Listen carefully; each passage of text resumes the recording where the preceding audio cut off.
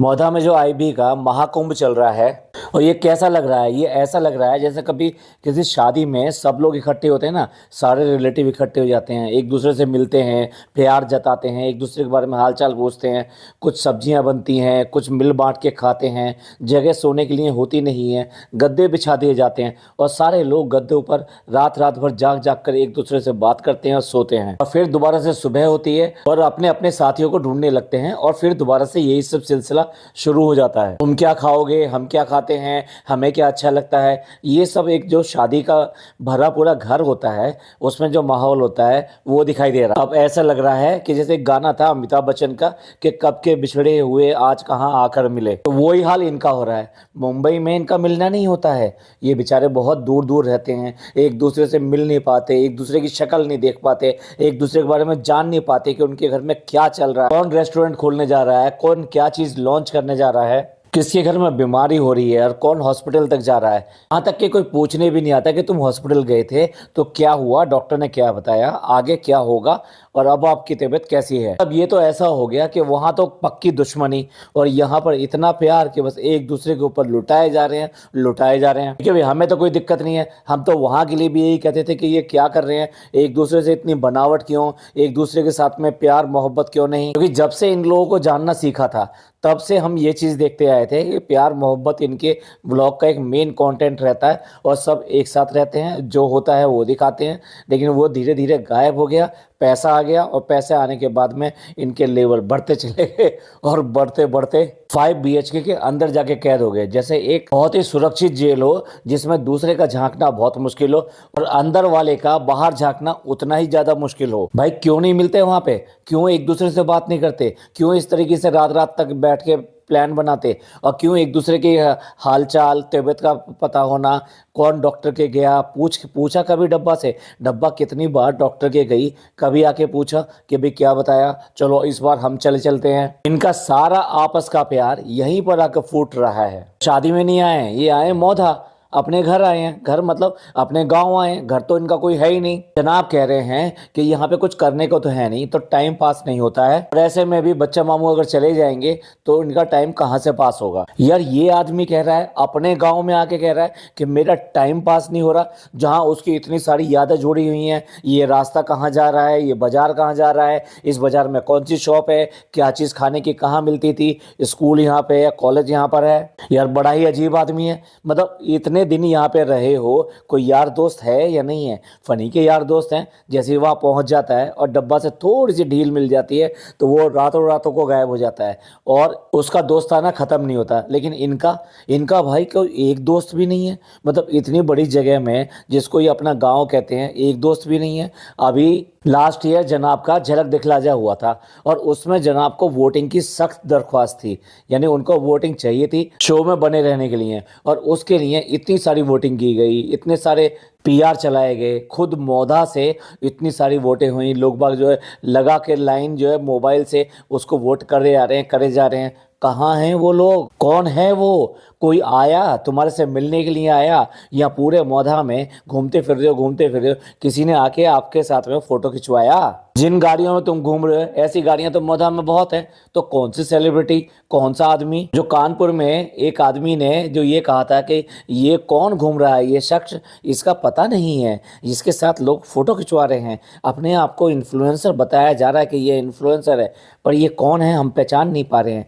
Please अगर आप कोई जानते हो तो आप बताएं। हमने भी इनके साथ जाके एक फ़ोटो खिंचवा लिया। तो जिस तरह से वहाँ पे बदनामी हुई थी, या ये कहिए कि वहाँ कोई जानता ही नहीं था, इसी तरीके से अपने ही गांव में कोई जानने वाला नहीं है, कोई फ़ोटो खिंचवाने वाला नहीं है, कोई मिलने आने वाला नहीं है। हाँ एक व्लॉगर है, मैं नाम नहीं लूँगा, वो इनके फेवर में वीडियो बनाते हैं। वो ज़रूर जो डब्बा के पास में भी और इनके पास में भी दोनों के घर पे गए थे, लेकिन इन्होंने व्लॉग में उसको नहीं दिखाया है। तो आप ही बताइए आपको कैसा लगता है कि जनाब और मैम साहब, आई मीन मैडम, इनको कोई पहचानने वाला, इनके साथ कोई फोटो खिंचवाने वाला पूरे मौधा में कोई भी नहीं मिलता है, कोई इनको नहीं पहचानता कि ये सेलिब्रिटी हैं। अरे ये वही सेलिब्रिटी हैं जो कि टूर्नामेंट का लास्ट ईयर इनॉग्रेशन करने आए थे, उद्घाटन करने आए थे। क्या ये भी नहीं पहचानते? ना ही वो वोट देने वाले पहचानते हैं, ना जिनका इनॉग्रेशन किया वो पहचानते हैं, ना वो कमेटी मिलने के लिए आई, ना वो प्लेयर्स मिलने के लिए आए। और हाइप इतनी बना रखी है, ये हमारा गाँव है, देखो यहाँ पे ऐसा होता था, वहाँ ऐसा होता था,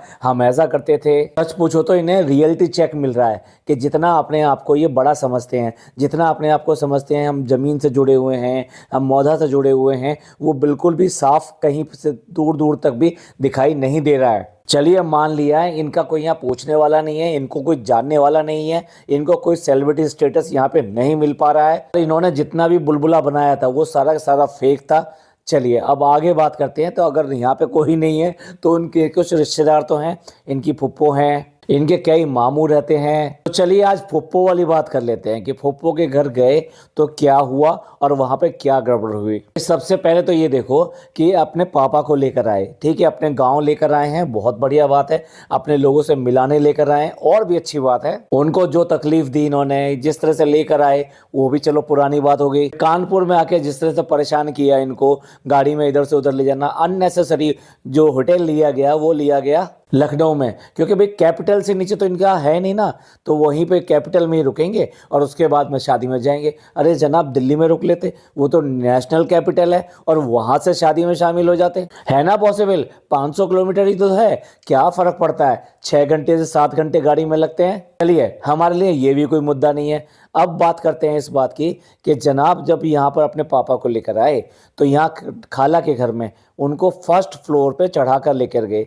अब आप सोचिए, जब फर्स्ट फ्लोर पे चढ़ा के लेके गए तो लगभग 15 से 20 सीढ़ियाँ वो चढ़ाकर ऊपर लेके गए होंगे। क्या वो जीना इतना आसान बना हुआ था कि पापा को हर स्टेप पे चढ़ाने में कोई दिक्कत नहीं हुई होगी? अभी थोड़ा पेशेंस रखिएगा, मैं असली बात पे आऊँगा। ये तो सिर्फ और सिर्फ भूमिका है। पापा को नीचे रखा जा सकता था लेकिन पापा को ऊपर लेके गए। चलिए जी ये भी बात मान लेते हैं, इनकी मर्जी, इन्हें ऊपर रखना है कि नीचे रखना है। अब जिस बात के लिए पापा यहाँ पर आए हैं, अब ये वो पॉइंट है जिसके लिए मैंने इतनी सारी भूमिका बांधी। पापा जो आए हैं यहाँ पे अपने लोगों से मिलने के लिए आए हैं, अपने भाई बंधुओं से मिलने आए हैं, अपने पुराने दोस्तों से मिलने आए हैं, अपनी बहनों से मिलने आए हैं, चालू, फनी, हैदर और उसके सास ससुर, ये सब तो वहाँ पे भी आते रहते हैं मुंबई में भी, तो वहाँ पर मुंबई में भी मिल लेते हैं। पर जो मुंबई नहीं पहुँच पाते, ये मुंबई में नहीं रहते, ये उनसे मिलने आए हैं। तो अब बात करते हैं, जिक्र करते हैं बुआओं की। तो पापा को एक घर में तो ले गए बुआ के कि ठीक है अभी वहाँ बुआ ने बुलाया है, साफ बोला है कि पापा को बुलाया है और मुझे बुलाया है। तो वहाँ तो पापा को लेकर गए, वहाँ दावत वावत खाई, सब कुछ किया। लेकिन दूसरी वाली फुप्पो के घर उनको लेके नहीं गए। क्यों लेके नहीं गए? उनका घर थोड़ा चढ़ाई पर है, इसलिए पापा को जो चढ़ने में बहुत दिक्कत होती, इसलिए हम पापा को नहीं लेके आए, पापा को वहीं छोड़ आए। भाई कौन सी चढ़ाई पे है, कौन सी ऊंचाई पे है, कौन सी यहाँ पर जो है पहाड़ खोदा हुआ है, या कौन सी ऐसी चोटी है जिनके ऊपर तुम्हें जाना था और तुम भी थक जाओगे, तुम्हारे पापा भी थक जाएंगे, पापा के लिए तो इम्पॉसिबल हो जाएगा। जनाब ने क्या शानदार बहाना दिया है। जैसा नालायक खुद है, किसी से मिलता जुलता नहीं है, वैसे ही अपने पापा को भी बना के रख रखा है। वो अपनी बहन से मिल लेंगे, उसके घर चले जाएंगे। तो भाई जब भाई घर आता है ना, मैं क्या बताऊं, बहन इतना इमोशनल हो जाती है, बहन के लिए इतना बड़ा दिन हो जाता है कि जैसे बरसों बाद में, बरसों के बाद में एक दिन आया खुशी का। और भाई को और बहन को ये खुशी जनाब ने लेने नहीं दी। सिर्फ थोड़ा सा फ़र्क था, ऊंचा नीचा था। जहाँ उनका घर में एंटर होना था ना, वहीं पे थोड़ा बहुत ऊंचा नीचा था। मतलब जनाब जो है वहाँ पे 20 सीढ़ी चढ़ाकर ऊपर ले जा सकते हैं, लेकिन यहाँ 2 या 3 सीढ़ी चढ़ाने में दिक्कत है। जनाब इतनी ऊंचाई तो रेलवे प्लेटफार्म की और कंपार्टमेंट की भी होती है। तो रेलवे कंपार्टमेंट को चढ़ने के लिए भी आपको ऐसी 2 सीढ़ी तो चढ़ना पड़ता है। जनाब कैसे पॉसिबल हुआ होगा? और हमने तो देख ही लिया था चढ़ाया कैसे था, इन्होंने चढ़ाया था या डी दादा ने चढ़ाया था। आई मीन देव भैया, क्योंकि वहाँ पे तो देव भैया ही थे। देखिए इनके जन्म से ही ड्रामा है, मतलब हर चीज़ में ड्रामा ड्रामा ड्रामा करके दिखाना। वहाँ पापा को लेके जाना चाहिए था, उनकी बहन उसे मिलने देना चाहिए था। जब वो पहली बहन के घर गए तो ठीक अपनी बहन के बराबर में बैठे हुए थे और उनसे बात कर रहे थे। कितना अच्छा लग रहा था, एक भाई बहन जो वर्षों के बाद में, मतलब ये देखिए भाई बहन फ़ोन पे भी बात कर सकते हैं, लेकिन जनाब ने, मैडम ने वो फ़ोन का जरिया बिल्कुल ख़त्म कर दिया। और जनाब कभी खुद अपनी बुआओं को कभी फ़ोन करते हैं? ना ना ना ना, ये तो हो ही नहीं सकता। वो बात दूसरी है, जनाब तो खालाओं से भी बात नहीं करते, लेकिन यहाँ बात आ रही है अपने परिवार की। और अपने परिवार में बुआएं, चाचा, ताऊ और अपनी बहनें, ये सब तो आते ही आते हैं। इन लोगों ने पापा को अपनी बहन से ना मिलने देने की बड़ी नीच हरकत करी है। मेरी नज़र में ये बहुत बड़ा गुनाह है, क्योंकि भाई बहन के रिश्ता एक ऐसा रिश्ता होता है कि आप कितनी भी उम्र के क्यों ना हो, भाई और बहन आप आपस में इस तरह से एक खून होते हैं भाई। इसमें कोई कहने वाली बात ही नहीं है। जो भी बड़ा होता है ना, एक को यानी बहन अगर बड़ी है तो वो माँ की तरह देखती है आपको, अपने भाई को। और भाई अगर बड़ा है तो वो पिता की तरह अपनी बहन की रक्षा करता है। उसको वही फीलिंग होती है कि मैं इससे बड़ा हूँ तो मैं इसका फादर के बराबर हूँ। आई एम नॉट सेइंग कि पापा के रहते हुए वो ये कहता है कि मैं पापा के बराबर हूँ। भाई पापा का मतलब ये होता है कि वही संरक्षण देना जो एक पिता देता है अपने बेटे को, अपनी बेटी को, वही संरक्षण एक भाई देता है अपनी बहन को। हिंदी के गुड वर्ड ना समझ पा रही हो तो प्रोटेक्शन।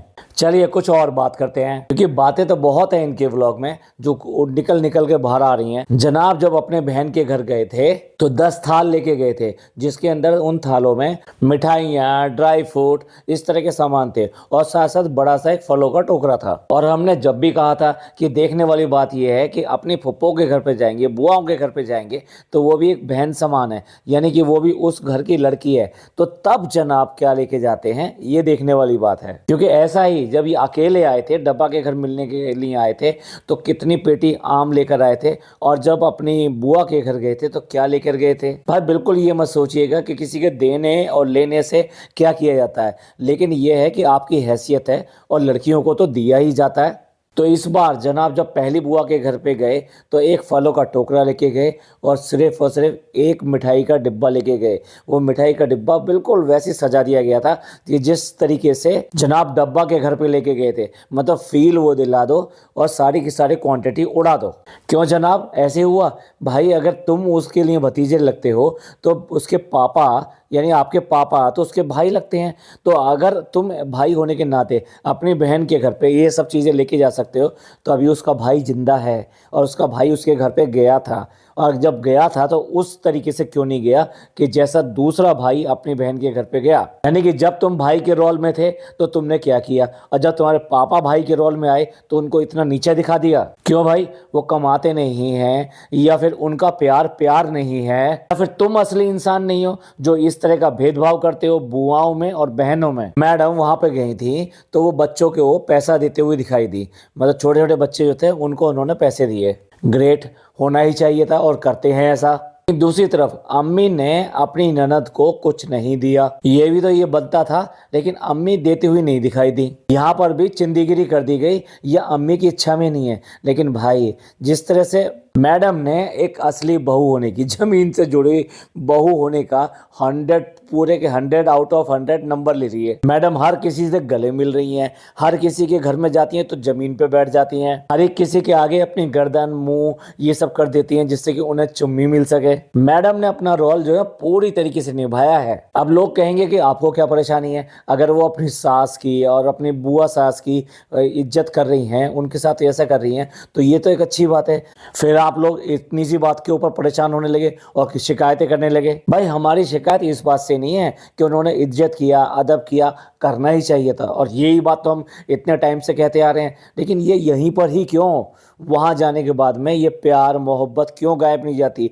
ये जो आदर्श बहू है कभी अपनी बुआओं को क्यों नहीं बुलाती, कभी उनके बुआओं के हक की चीज़ें वहाँ क्यों नहीं भिजवाती, क्यों करके उनसे कभी भी फ़ोन पे भी बात नहीं होती कि तुम्हारे हाल चाल क्या हैं, हम लोग यहाँ पे ठीक हैं, हमारा कैसा चल रहा है, आप बताइए आपके घर में सब कैसा है, कोई प्रॉब्लम तो नहीं है। तो देखने वाली बात ये, सबका प्यार यहीं मौधा में ही आके निकल रहा है। जब मुंबई में चले जाते हैं तो ये सारा प्यार खत्म हो जाता है वहाँ पर। क्या बात है सर, इसकी सेल्फ लाइफ कुछ ज़्यादा ही कम नहीं है? ये प्यार मौधा से बाहर निकलता है और खत्म हो जाता है। जनाब बार बार कह रहे हैं 2.5 साल बाद आए हैं। भाई क्यों नहीं आए? सब लोग अपनी ज़मीनों से जुड़े रहते हैं, चाहे कितनी भी दूर चले जाएं, लेकिन साल में 1 बार या 2 बार अपनी उसी वतन की ज़मीन पर, उसी ज़मीन पर जाकर अपना मिलने ज़रूर जाते हैं। अब देख लीजिए, जब विदेश से लोग जो है ईद पे अपने घर वापस आ सकते हैं कि ईद अपने घर के लोगों में ही बनाएंगे, तो क्या इनके लिए क्या प्रॉब्लम है? और फिर अगर 2 ईद होती होली हैं, दोनों ईद नहीं मनाना चाहते अपने गांव में, तो एक ईद तो मना सकते हो भाई। पर ये यहाँ से जुड़े हुए ही नहीं है, ये इनकी मजबूरी है कि जहाँ ये पैदा हुए उसका नाम लेना, उसके बारे में बातें करना, जिससे लोगों को लगे कि ये बहुत ज़्यादा ज़मीन से जुड़े हुए लोग हैं। अच्छा, गांव से जुड़ी हुई, मौदा से जुड़ी हुई जनाब जितनी भी अपनी यादें दिखाते हैं, फ़ोटो दिखाते हैं, अच्छी खासी स्कूल की ड्रेस में ये जाया करते थे, और इनकी अम्मी और इनके पापा पूरी तरीके से उस टाइम के फैशन में रहा करते थे।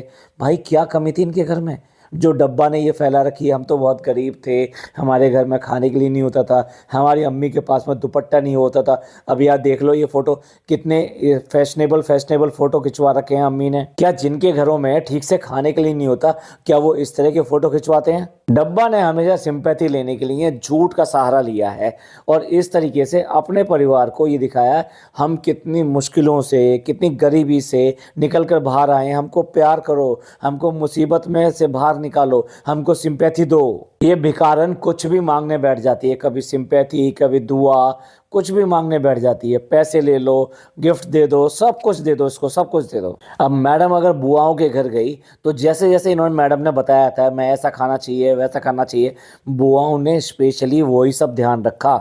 और खाना खिलाने के लिए बिल्कुल जो तरीके से खाना खिलाना होता है, पूरा एक कालीन बिछाया गया, उसके ऊपर दस्तरखान बिछाया गया, और उसके बाद में प्रॉपर तरीके से मेलामाइन क्रॉकरी ला के रखी गई, और क्रॉकरी में इन्होंने खाना खिलाया।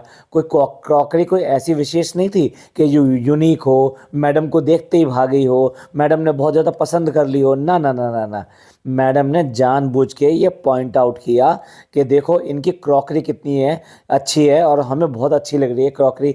ये किसकी तरफ इशारा किया, अब आप समझ जाइए कहाँ इशारा है मैडम का। मैडम यहाँ क्रॉकरी की तारीफ नहीं कर रही हैं, वो डब्बा की बुराई कर रही हैं कि ये जो इन लोगों से काफ़ी ऊपर है, उसने हमें खाना कैसे खिलाया, डिस्पोजेबल बर्तन में खिलाया, और ये उनसे कहीं ज़्यादा गरीब लोग हैं, लेकिन फिर भी क्रॉकरी की इन्होंने निकाली है, और प्रॉपर क्रॉकरी में पूरे सेट के साथ में खाना खिला रहे हैं। भाई शर्म कर लो, डब्बा भी शर्म कर ले और मैडम भी शर्म कर ले। मैडम इसलिए शर्म कर ले कि ये निशाने लगाना, तीर चलाना, ये भी कोई अच्छी बात तो है नहीं, और डब्बा इसलिए कि आज तक ज़िंदगी में उसने कुछ सीखा है, कोई ढंग सीखा है कि किसी मेहमान की क्या खातिरदारी करते हैं, कैसे करते हैं, क्या मंगाते हैं, क्या तरीका होता है। उसने तो बाहर से गोश्त मंगवा लिया और बिरयानी मंगवा ली और रोटी मंगवा ली, बस उसका तो काम हो गया, उसने तो मेहमान नवाजी पूरी कर दी। मतलब देखने वाली बात यह है कि पूरे डायरेक्ट भगोने तक वहां पे रख दिए गए कि भैया इसमें से लेके खा लो। वैसे तो अभी कई सारे पॉइंट हैं डिस्कस करने के लिए, वो हो सकता है हम पूछे अगले पॉडकास्ट में डिस्कस करेंगे, जो इन्होंने गैप दिखाए और जो अपनी नीचता दिखाई। लेकिन अगर डब्बा के फ्रैक्चर की, डब्बा के चोट की बात ना करें तो बात अधूरी रह जाएगी। अब तक तो व्लॉग देख लिए होंगे, डब्बा की चोट लग गई है, पैर में लग गई है, और उस पैर में लगने का ये भी अभी क्लियर कट ये नहीं पता, एक्सरे वगैरह नहीं हुआ है कि उसका फ्रैक्चर है या फिर कोई मोच है। लेकिन क्या करें, बेचारी के चोट लग गई और अपना दुख बयान कर रही थी अपने पति के सामने। जो किस्सा, जो स्टोरी अपने चोट लगने की कम से कम 31 बार फनी को सुना चुकी होगी। अब क्योंकि व्लॉग शूट हो रहा है तो उसको एक बार फिर सुनानी है, तो वो पूरी सुनाई हैं, फिर ऐसा हुआ, अच्छा फिर ये हो गया। मतलब उसका बयान करने का तरीका भी अपने आप में बड़ा ही गजब था। दूसरे से पूछना चाह रही हो कि अच्छा मैंने इतना बताया, समझ आ गया? हाँ समझ आ गया। बड़े ही मासूम तरीके से बच्चों की तरह उसने अपनी चोट की कहानी पूरी सुनानी शुरू करी, और फनी का ध्यान उसकी चोट की कहानी में कहाँ था, क्योंकि वो सुनाई रही थी स्टोरी। आखिरकार उसको कहना ही पड़ा, अच्छा तुम्हें मेरी स्टोरी अच्छी नहीं लग रही है ना। अब वहीं कट लगा, फनी ने माफ़ी मांगी होगी, भैया गुस्ताखी होगी, मालकिन हमसे गुस्ताखी होगी, आप सुनाइए सुनाइए। हम 32 बार नहीं, हम 50 बार भी इस स्टोरी को सुनेंगे, क्योंकि हमें पता है, हमको रखा इसलिए गया है कि हम ये स्टोरियां सुनते रहें। जैसा अनिल कपूर वेलकम फिल्म में सुनाता रहता था और सुनवाता रहता था, क्या जिंदगी तो डब्बा की है कि उसकी हैसियत क्या है अपने पति के सामने। क्या जिंदगी जो है फनी की है कि उसको सांस भी गिन गिन के लेनी पड़ती है, पूछ के लेनी पड़ती है। पता नहीं पीछे से हवा भी निकालता होगा तो पूछ के निकालता है या कैसे निकालता। इतनी पाबंदियां हैं उसके ऊपर, बहुत ज्यादा पाबंदियां हैं। वो कहीं आ नहीं जा सकता, कहीं अगर चला जाए तो फिर इतने घंटे कहाँ थे, क्यों गए थे, कैसे गए थे, किससे मिलने गए थे। कोई खर्चा करना चाहे वो खर्चा नहीं कर सकता। क्यों चाहिए, क्या जरूरत है, इसको रहने दो, बाद में करेंगे। आज ये हाल है इस आदमी का। नहीं तो आपको नहीं लगता कि अगर आप कोई भी व्यक्ति है अपनी बहन से मिलना नहीं चाहेगा, डेफिनेटली मिलना चाहेगा, लेकिन नहीं मिल सका।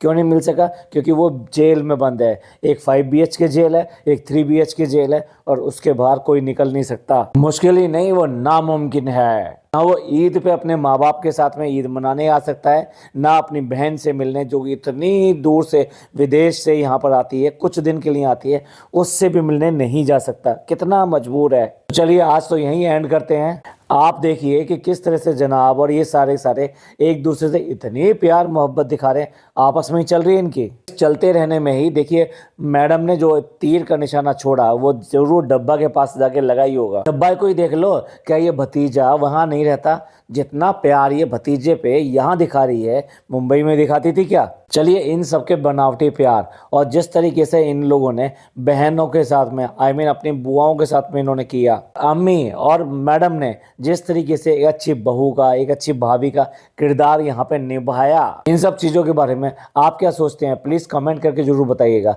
आपको ये पॉडकास्ट अच्छा लगा हो तो प्लीज़ लाइक कीजिए, सब्सक्राइब कीजिए और शेयर कीजिए। थैंक यू, धन्यवाद, शुक्रिया।